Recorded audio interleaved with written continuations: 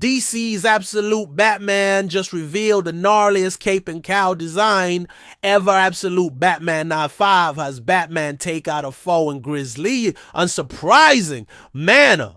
Absolute Batman has been taking readers on quite a ride since its inception. The Absolute version of Batman is a very different hero from the one that readers know in the mainline DC universe, and every issue shows all of the subtle differences between the two characters. Absolute Batman number 5 is a perfect example of this. Batman's deal with the party animals proves to be a trap for the gang, as he reveals that he's not going to use the money they gave him for his own pleasure or even for his mission. Instead, he creates a bat signal with the money, which leads to the gang attacking him. This attack leads to one of the coolest moments in Absolute Batman so far, which is saying something. Absolute Batman's costume is a weapon in and of itself, and an attack by the party animal who previously lost a hand to Batman shows off just how great of a weapon it is. Absolute Batman teaches the party animal a painful lesson when the thug tries to attack him from behind. Absolute Batman's cape is not to be messed with. Batman's cape has always been an important part of his arsenal. The material is lightweight and able to act as a glider, yet it's also bulletproof and fireproof. Batman usually uses it for defense, but it's also weighted so he can swing it at times like a weapon. It has way more uses than just a cool fashion statement. The Absolute Batman costume is different in many ways from the regular universe's costume. This Batman doesn't have the money to pack his utility belt with all kinds of high-tech weapons. Instead, he's loaded his costume with blades and other weapons that he's built himself. DC has been teasing his cape's use as a weapon for a while now, and Absolute Batman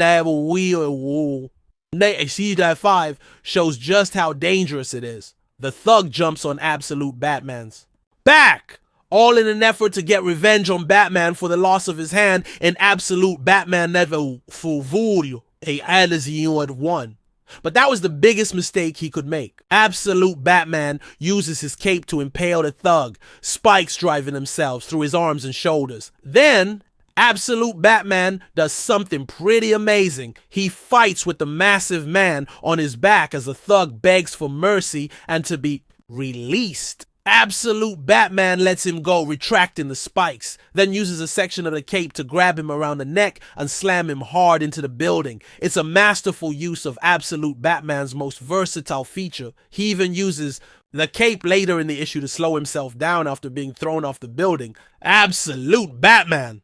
Time 5 shows off the versatility of the new Dark Knight. Letty, Absolute Batman has showcased an altogether more violent Batman. One who is much more willing to carve up his foes instead of merely bludgeoning them into unconsciousness. This new use of his cape is another example of an attack that the mainline Batman wouldn't have ever attempted. At worst, he would have hip-thrown the thug or tried a headlock takedown. Absolute Batman goes for the most brutal methods of taking foes, a hallmark of his very different life in the Absolute universe. And his cape attack is a perfect example of the differences between the Batmen. This issue itself also has a feel that is extremely reminiscent of the classic Batman, Year 1. Batman's meeting with Black Mask and the party animals mirrors his attack on Roman Falcone and the other mob bosses of Gotham. Only the party animals and not Batman are the ones who end up triumphant. Batman is forced to go on the run from GCPD, only escaping because Absolute Barbara Gordon lets him go.